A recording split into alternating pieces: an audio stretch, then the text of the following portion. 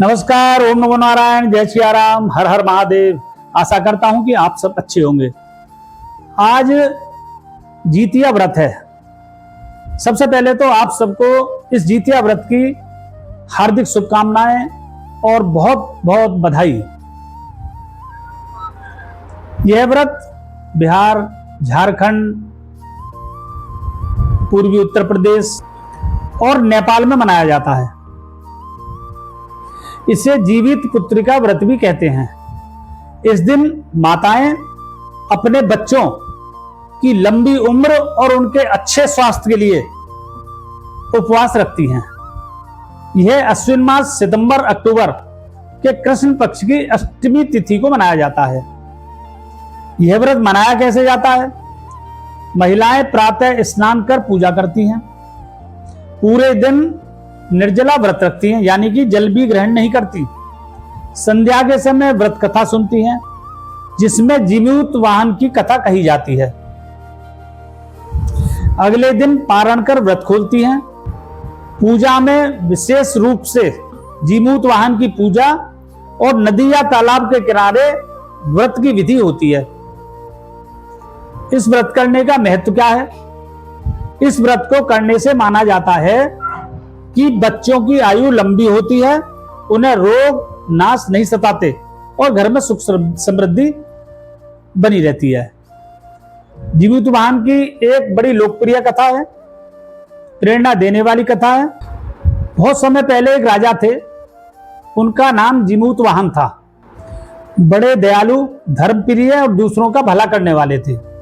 एक दिन जीमूत वाहन जंगल में घूम रहे थे, तभी उन्होंने एक बुढ़िया को रोते हुए देखा। पूछने पर पता चला कि वह नागवंश की स्त्री है। उनके कुल में यह नियम है कि रोजाना गरुड़ को एक नाग की बलि चढ़ाई जाती है, यानी उसका भोजन बनाया जाता है। उस दिन उस स्त्री के बेटे का नंबर था, उसको गरुड़ के भोजन के लिए जाना था, इसलिए वह रो रही थी। जीमूत वाहन को उनकी बात सुनकर बहुत दया आ गई और वो बोले कि आप चिंता मत करो, आज मैं आपके बेटे की जगह गरुड़ के सामने जाऊंगा। फिर जीमूत वाहन स्वयं गरुड़ के सामने जाकर खड़े हो गए। अब बोले कि लो, मैं आपके समक्ष आ गया हूं, आप मुझे अपना भोजन बना लो। गरुड़ ने कहा कि आपको मालूम है कि नाग का भोजन मैं करता हूं, फिर आप कैसे आ गए? जीमूत वाहन ने कहा कि किसी मां की गोद उजड़ने से तो अच्छा है कि मैं आप बलि चढ़ जाऊं, आपका भोजन बन जाऊं। गरुड़ जीमूत वाहन के त्याग से बहुत प्रभावित हुआ। उसने कहा, हे महामानव, हे महानुभाव, तुम सचमुच धर्म के रक्षक हो।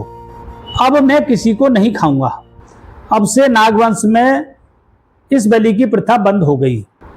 इस प्रकार जीमूत वाहन के त्याग से नाग बलि बनने से बच गए और नागवंश की रक्षा हो गई। सबको नया जीवन मिल गया।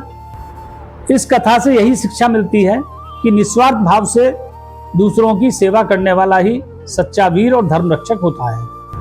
इसलिए माताएं जितिया व्रत की पूजा करती हैं, व्रत रखती हैं, ताकि उनके बच्चों को लंबी आयु मिले। वीडियो अच्छी लगे तो लाइक करें, कमेंट करें, शेयर करें।